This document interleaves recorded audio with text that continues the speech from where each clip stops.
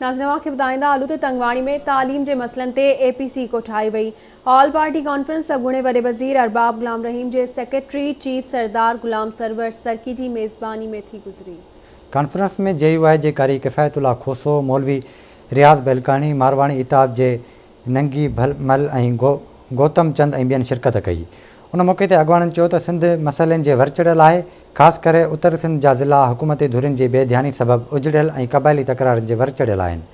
हिननि वधीक चयो त कश्मीर ज़िले में इताद जोड़े तालीम जहिड़े बुनियादी मसइले ते जिदोजहद कई वेंदी।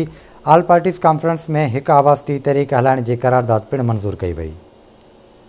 हेड़ा 40 सैकड़ो स्कूल असांजे ज़िले कश्मीर में बंदि आहिनि, जेकाबाद में बंदि आहिनि, शिकारपुर में बंदि आहिनि। सॼी सिंध जो हाल इहो आहे। असां इन जे सिलसिले में केतिरा दफ़ा मिलियासीं। मां तव्हांखे हिकिड़ी CM डायरेक्टिव ॾिसां थो, स्कूल तव्हां नथा हलनि, ठाहे अरबाब साहब वियो, असां ठारायासीं, पर तव्हां नथा हलायो त घटि में घटि NGOs खे ॾियो।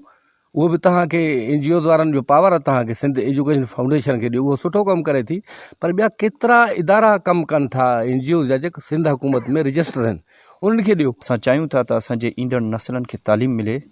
इन हवाले सां हिन स्कूल खे ज़ाहिर आहे हिकु सरकारी अदम तवजो जे करे जंहिं नमूने बंदि कयो वियो आहे, असांजो पुरज़ोर मुतालबो आहे त उनखे जल्दी हिन स्कूल खे तालीम जे हवाले सां स्टार्ट करे, या NGOs जे हवाले कयो या सिंध एजुकेशन पंहिंजे सतह ते हिन स्कूल जे तालीम खे बहाल कजे। असां इहो मुतालबो कयूं था त स्कूल खोलिया वञनि ऐं ख़ुसूसन ही स्कूल आहे जंहिंखे तव्हां अॼु फोकस कयो पिया। इन स्कूल जे लाइ बि तव्हांजे साम्हूं ही लेटर आहे जेको CM साहब सही करे मोकिलियो। इन ॾे सेक्रेटरी साहब ॾे, सेक्रेटरी डायरेक्टर ॾे कुझु बि नथो